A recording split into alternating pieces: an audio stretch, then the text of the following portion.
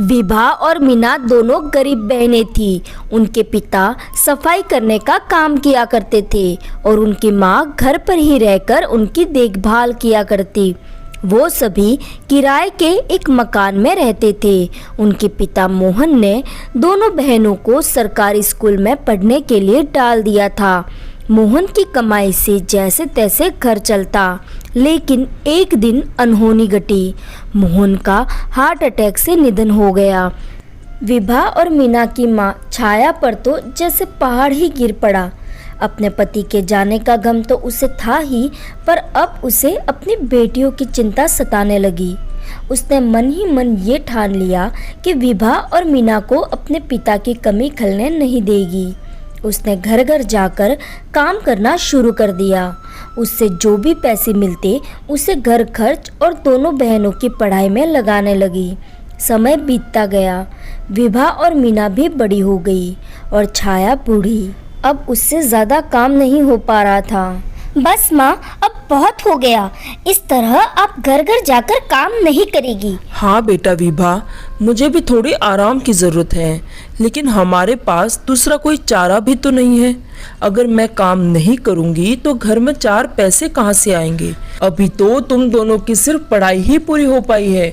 अरे अभी तो तुम दोनों के लिए लड़की भी तो ढूंढने हैं। तुम दोनों की शादी के लिए भी तो पैसे जोड़ने बाकी हैं। अगर मैं काम नहीं करूँगी तो ये सब कैसे होगा, बताओ जरा। माँ, हम दोनों इतनी जल्दी शादी नहीं करने वाली। माँ, विभा सही बोल रही है। अब से तुम काम पर नहीं जाओगी। जब भी तुम दूसरों के घर झाड़ू पोछा लगाने जाती, हमें बिल्कुल भी अच्छा नहीं लगता था। अब से तुम काम नहीं करोगी माँ। नहीं बेटा, ऐसा नहीं कहते। जब से तुम्हारे पिताजी गए हैं तब से इसी काम की वजह से हमारा जीवन बीता है। कोई काम छोटा बड़ा नहीं होता। अगर ये काम मैं नहीं करती तो सोचो हमारा क्या होता। हाँ माँ, पर तब की बात और थी। तब हमारी मजबूरी थी, लेकिन अब हम दोनों बड़ी हो गई हैं। हमारी पढ़ाई भी पूरी हो गई।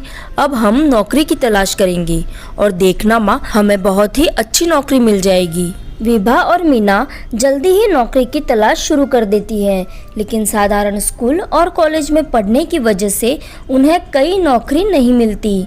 दोनों काफ़ी निराश हो जाती हैं। शाम का समय था और दोनों को काफ़ी भूख लगी थी। उनके पास पैसे भी बहुत कम थे। इधर उधर नज़र घुमाई तो देखा कि सामने एक पानी पूरी वाला खड़ा है। उन दोनों ने उसी से अपना पेट भरने की सोची, लेकिन पानी पूरी का स्वाद उन्हें बहुत बेकार लगा और पानी पूरी वाला अपना ठेला भी साफ सुथरा नहीं रख रहा था। ओह, कितनी गंदी पानी पूरी थी ना मीना। पूरा नमक भरा पड़ा था और तो और उसका ठेला कितना गंदा था। हमारे तो सारे पैसे बर्बाद हो गए। इससे अच्छे पानी पूरी तो हम बना लेते हैं। विभा की बातें सुन मीना को पानी पूरी बेचने का विचार आता है। वो ये सारी बातें घर जाकर विभा और अपनी माँ से कहती हैं। मीना, ये तू क्या कह रही है? हमने पढ़ाई की है ताकि अच्छी नौकरी मिल सके और हमारी गरीबी दूर हो, और अब हम पानी पूरी बेचेंगे। तो विभा, उसमें बुरा क्या है? तुमने देखा नहीं उस पानीपुरी वाले को? उस पानीपुरी वाले की पानीपुरी इतनी बेकार होने के बावजूद कितनी भीड़ थी वहाँ। तो हम इससे अच्छा पैसा क्यों नहीं कमा सकती? और माँ भी कहती है ना कि कोई भी काम छोटा बड़ा नहीं होता। तो देखना, अब ये पानीपुरी ही हमारी गरीबी दूर करेगी। मीना की ये सारी बातें सुन विभा और छाया भी मान जाती हैं। अगली सुबह जल्दी उठकर दोनों बहनें पानीपुरी का सारा सामान बाजार से खरीद लाती हैं और फिर पानीपुरी बनाने में जुट जाती हैं। उनकी माँ छाया भी इस काम में उनका बहुत साथ देती हैं और अगले दिन दोनों अपना यह नया काम शुरू कर देती हैं। लेकिन उन दोनों ने जैसा सोचा था वैसा बिल्कुल भी नहीं हुआ। ये क्या मीना, सुबह से शाम होने को आई है, लेकिन कोई भी हमारी पानीपुरी खाने नहीं आया। अब तो माँ ने भी काम पर जाना छोड़ दिया है। बचे हुए पैसे हमने ये सामान और ठेला खरीदने में लगा दिए, और अगर ऐसा ही चलता रहा तो हमारी भूखे रहने की नौबत आ जाएगी। विभा, तू फिक्र मत कर। अभी हमने नया नया ठेला खोला है ना, इसलिए कोई नहीं आ रहा। देखना, बहुत जल्द यहाँ भीड़ लगने वाली है। लेकिन जैसा मीना कह रही थी ऐसा कुछ नहीं हुआ। पूरे 2 दिन बीत गए, लेकिन उन दोनों की बिल्कुल भी कमाई नहीं हुई। अब तो मीना भी हार मान रही थी। दोनों ने घर जाकर यह सारी बातें अपनी माँ को बताई। छाया को भी सारी बातें सुन बहुत चिंता होने लगी, लेकिन अपनी बेटियों का हौसला ना टूटे इसलिए छाया ने उनकी हिम्मत बढ़ाते हुए कहा, मीना, विभा, अब ध्यान से सुनो।